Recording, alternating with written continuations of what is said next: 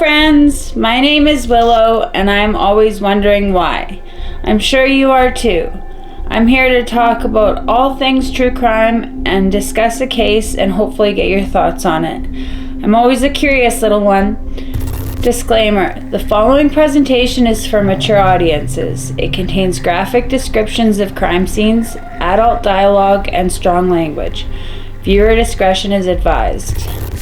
This story has an outcome that leaves you asking a lot of why questions. For one, why would Nipsey Hussle have to die that day? Why did Eric Holder have to get lunch at that place? Why was Eric Holder's ego so big? So many whys, but in the end, things played out in the most unexpected way. So picture this, you wake up one morning, get your kids ready for school, head off to your busy clothing store, eager to see your friends, acquaintances, and workers, and somehow you leave there with a bullet to your head. A bullet delivered by your old friend over the most inconsequential disagreement ever known to man. That's a basic description of Nipsey Hussle's death. A very short end to a life filled with so much struggle and determination.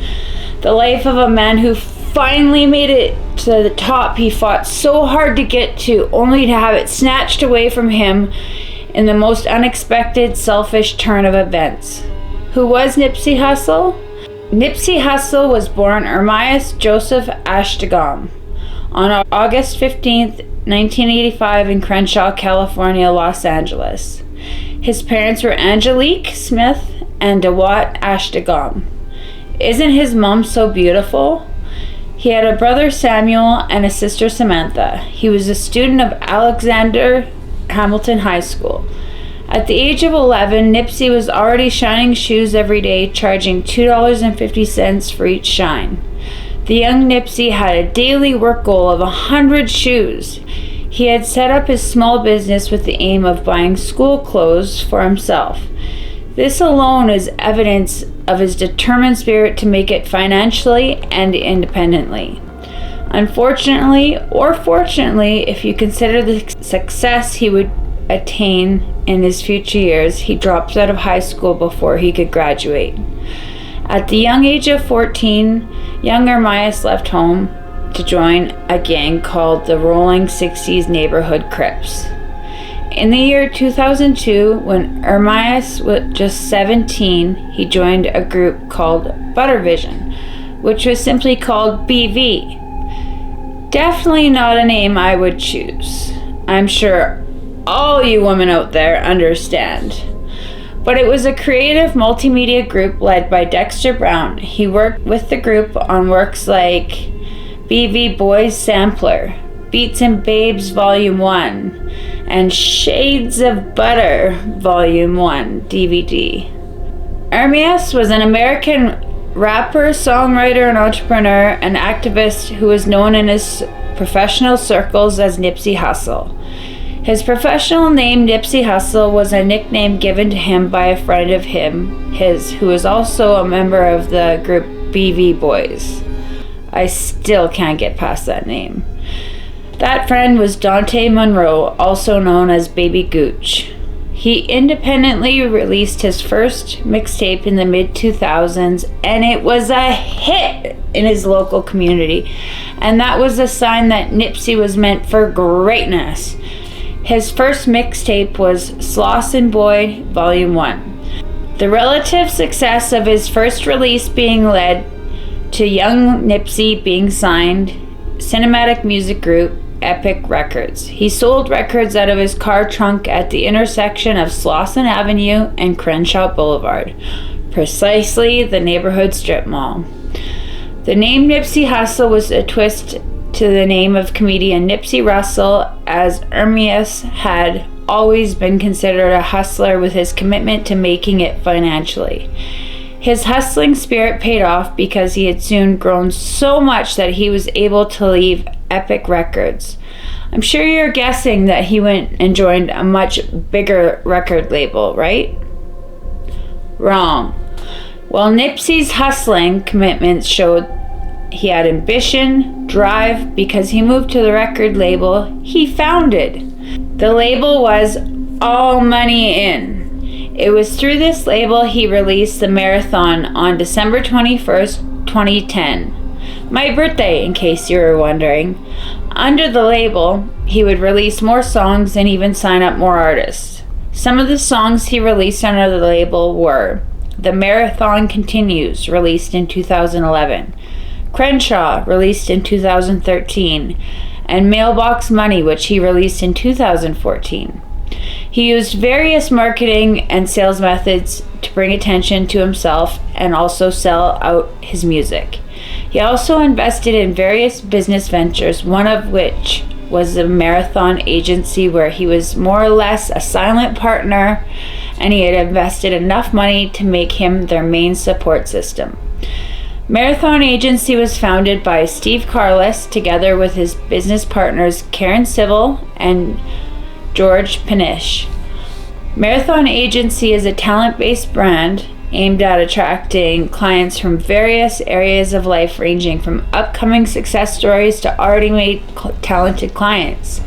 Some of the artists he signed in the All Money label were Jay Stone, Pac-Man, The Gunman, BH, Cobby Supreme, Cuzzy Capone, and Killa Twan. It seemed by all evidence that the sky was the limit for Nipsey, and his various successes and financial expansion showed this. In the year 2017, Nipsey would further increase the reach and hold of his business ventures by establishing the Marathon clothing store with his business partners Steve Carless, Karen Civil, and his brother Samuel Ashdagom. The store was located at the same intersection where Nipsey used to sell his records out of his car trunk. The idea behind the opening of the store at this location was as emotionally driven as it was financially driven. It was an emotional decision because it was the same location that helped Nipsey rise to his present success, and it was financially driven because it was located in the Crenshaw Commercial District. Establishing his store in this location also granted him the opportunity he desired so much to invest in and provide opportunities for the inhabitants of his childhood neighborhood. Nipsey was a hustler, and he proved that by giving his clothing store something that made it stand out from other stores. His store provided its customers with access to exclusive music created by rappers, amongst other content.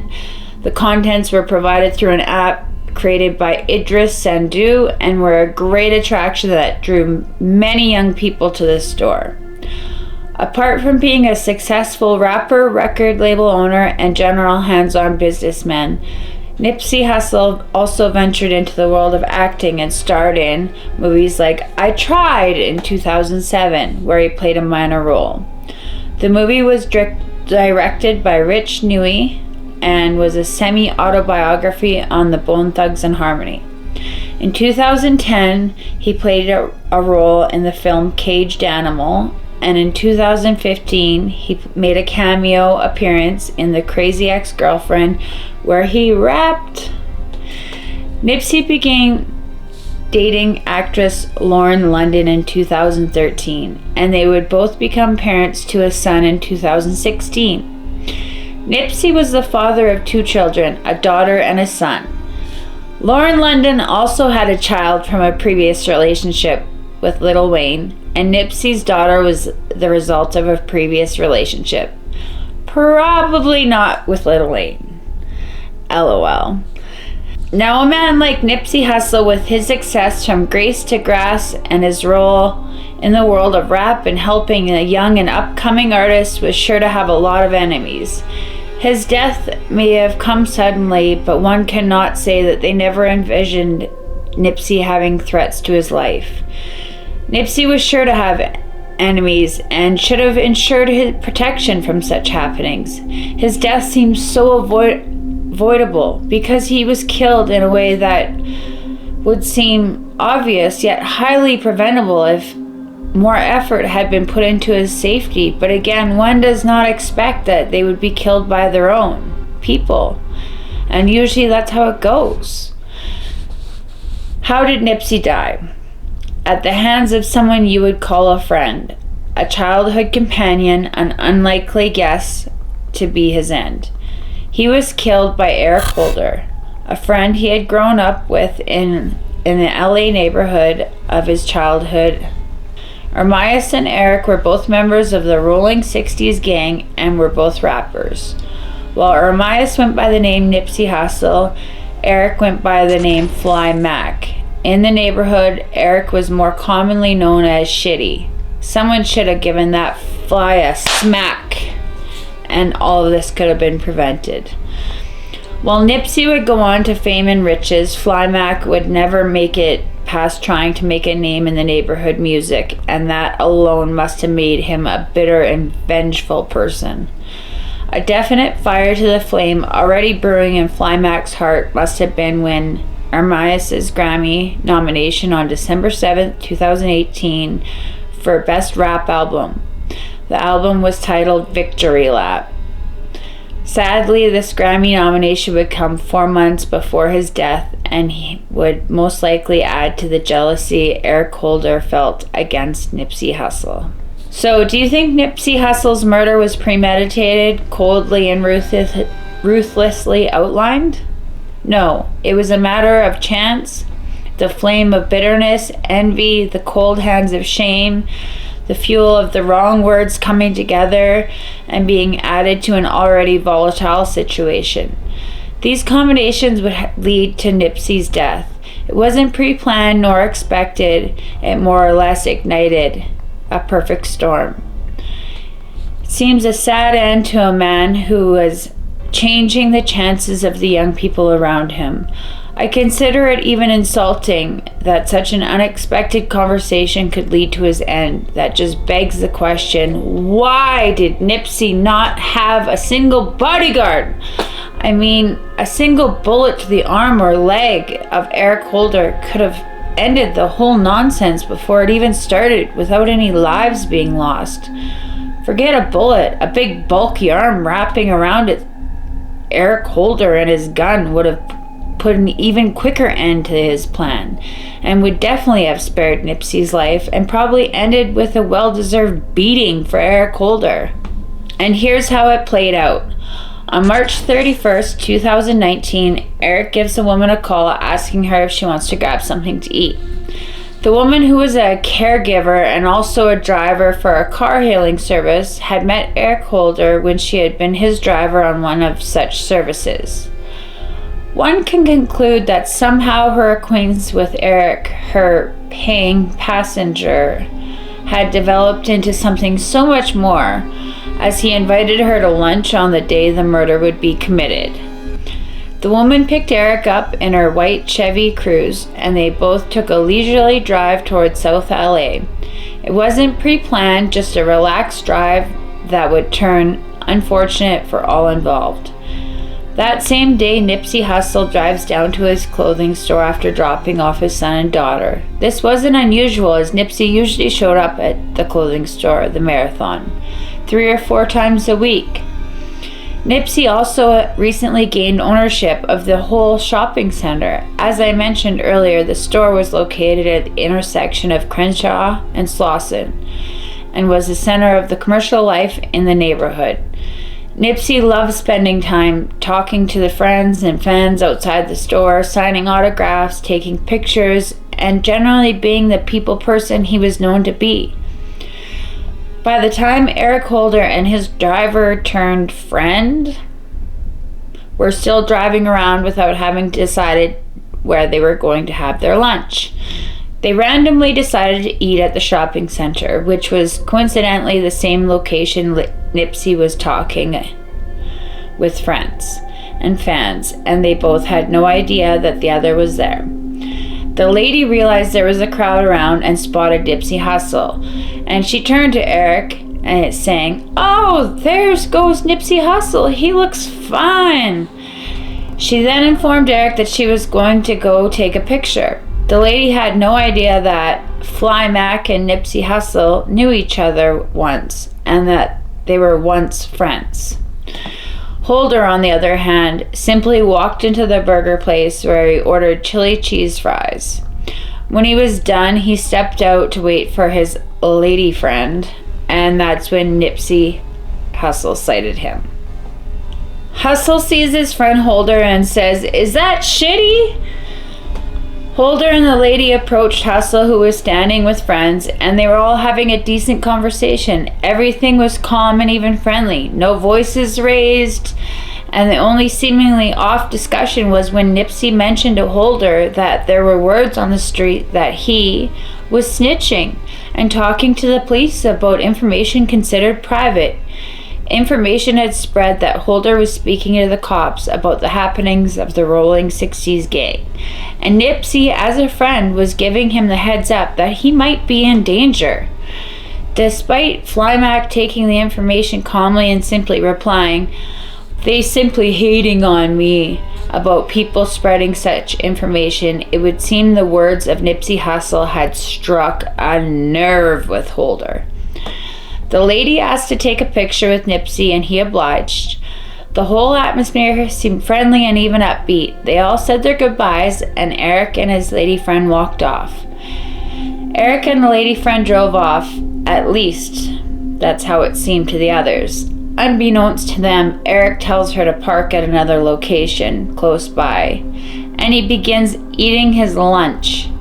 He takes a single bite before he proceeds to load his gun and step out of the car.